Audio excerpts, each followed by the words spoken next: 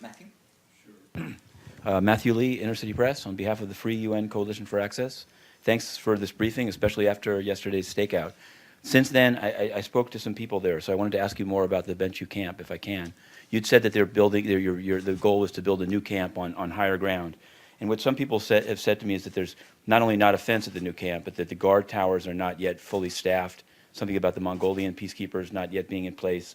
They said that IOM actually has the supplies for a fence, but that UNMISS doesn't want to pay to transport them to Bentiu. I'm just asking, this is what I heard, so you can shoot it down. And they also, probably more troublingly, at least to me, they said that that SPLA military intelligence is around the perimeter and checking people going in and out of the camp. So I wanted to know what, if that does happen and what you think about it. And then if you can, there's this proposal by a number of longtime, like yourself, longtime UN experts, including Groucho Machel and Romeo Dallaire, that the Secretary General should consider systematically removing automatic immunity for peacekeepers and other civilian peacekeeping staff when charged with sexual abuse. And since you were on the council and been in 2 missions, I wanted to know your view of it. Thanks. Thank you very much, Matthew. Let me make it absolutely clear that the work on the new camp in Bentiu is going on. And IOM and UNMISS hopes that the camp will be finished and ready for the IDPs to move into it before the rainy season starts. So it may very well be, I haven't been up there, that as we speak the fence is not yet up or whatever, but the IDPs are not living in the new camp at the moment. They are still living in the old camp. The work is going on.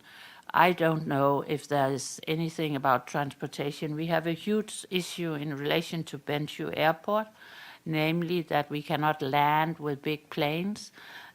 So it can be a question of sequencing if there's anything on that. As for the SPLA outside the camp in Bentiu, the existing camp in Bentiu, it is correct that we have had too many incidents of SPLA outside, close to the gates, and we are doing our best to try and get them to move away and not harass the IDPs outside the camp when they are leaving the camp. We also have tremendous issues with the existing camp, not only in terms of flooding in the rainy season, but also that the berm is not very high, and unfortunately also the IDPs themselves are cutting the wires of the fence and not using the official exit to leave the camp. So it's a huge challenge. As for the immunity, well, I'm a former diplomat, so I don't think that I would personally advocate for sort of just strikingly lifting immunity totally. But what I would advocate very strongly for, and I have been doing it both in the mission I led for 4 years in Liberia, and I'm doing it again in this mission, is first and foremost to avoid sexual exploitation and abuse taking place. I think my colleagues can confirm that I'm pretty tough on things like curfew violations. I'm pretty tough on be it the police, the force, or the civilians misbehaving.